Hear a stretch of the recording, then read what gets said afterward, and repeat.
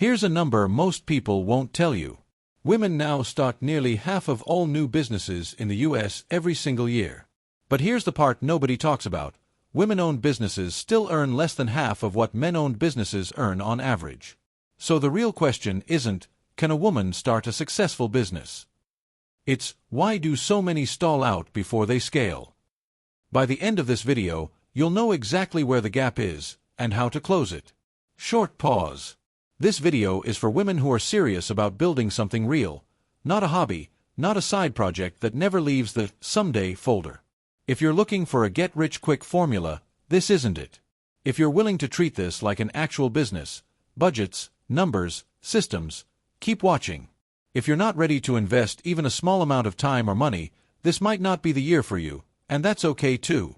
So what does being a successful businesswoman actually mean in practical terms?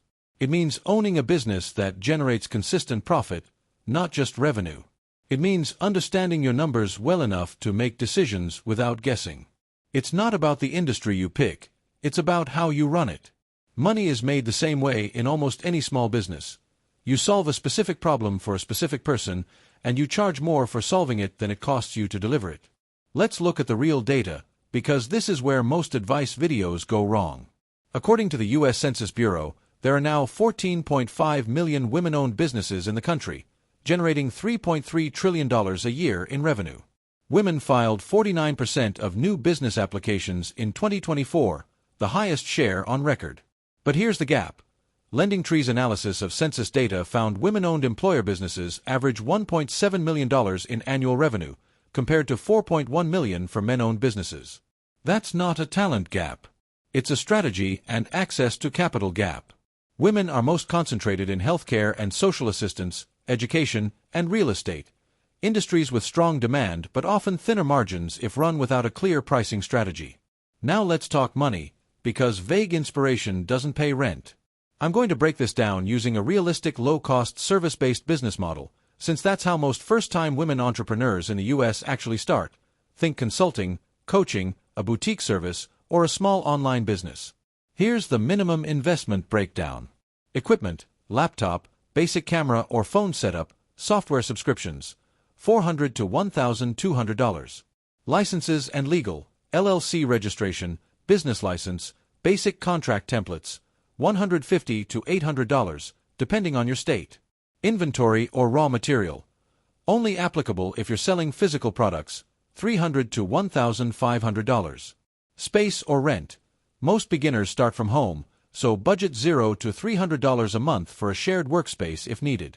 Website and CRM, a professional website and basic client management system, $300 to $1,000.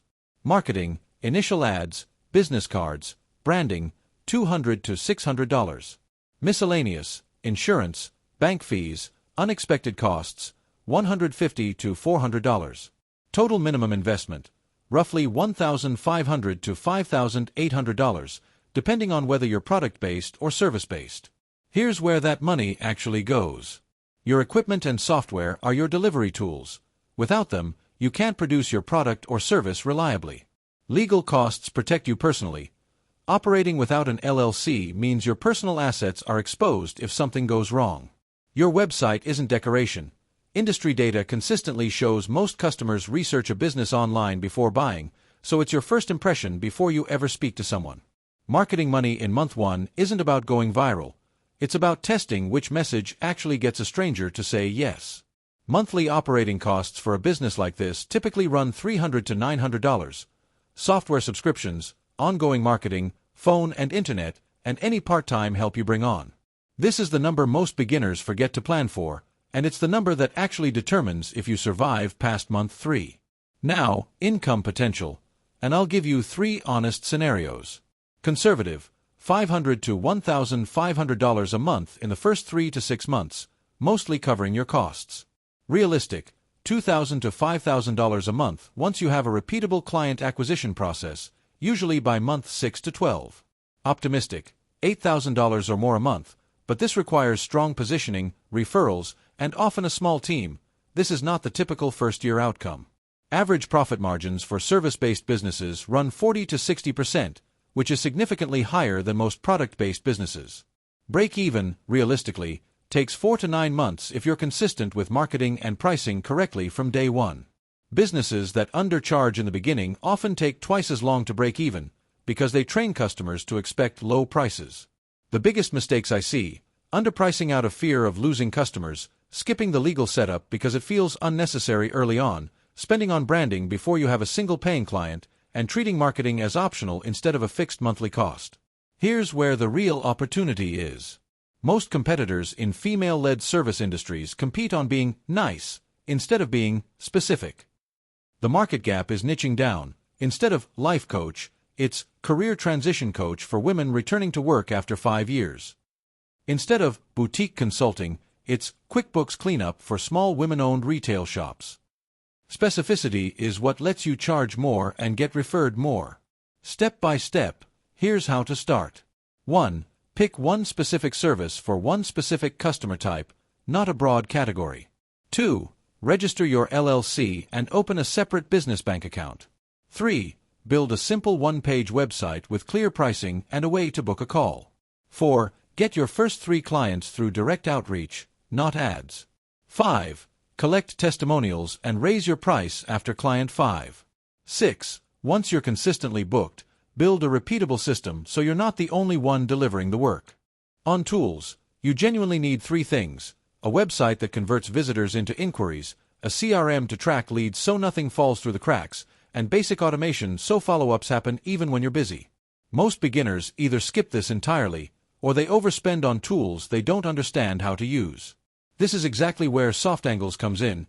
They specialize in building websites, CRMs, and business automation systems for exactly this kind of small business without the enterprise price tag. If you want this set up correctly the first time, book a free consultation with SoftAngles. The link's in the description. For marketing, online, short-form content showing your actual work process, LinkedIn or Instagram outreach, and email follow-up sequences. Offline, local networking events and word-of-mouth referrals, which still convert better than most paid ads for service businesses. On a low budget, spend 0 on ads for the first month and focus entirely on direct outreach. It costs time, not money. To scale, reinvest 15 to 20% of profit into paid ads once you know your numbers. Challenges and risks: cash flow gaps in the first few months, difficulty pricing your time correctly, and burnout from doing everything yourself early on. This is real, and it's the #1 reason people quit at month 4 instead of month 8, right before things usually turn a corner. Do this: track every dollar in and out from day one, charge based on value delivered, not hours worked, and get help with systems early so you're not rebuilding everything later. Don't do this. Don't wait for a perfect logo before you sell, don't compete purely on price, and don't ignore the legal and website setup thinking you'll get to it later. So, final verdict: is this worth starting? Yes, if you're willing to treat it like a real business with real numbers, not a passion project you hope works out. It's worth starting for women who want control over their time and income and are willing to put in 6 to 12 months before expecting real profit. It's not for someone looking for instant income or unwilling to learn basic business operations. If this helped you see the real picture, subscribe for more breakdowns like this. No hype, just numbers. And if you're ready to build the website, CRM, or automation system your business actually needs, book a free consultation with SoftAngles using the link in the description. Let's build something that actually lasts.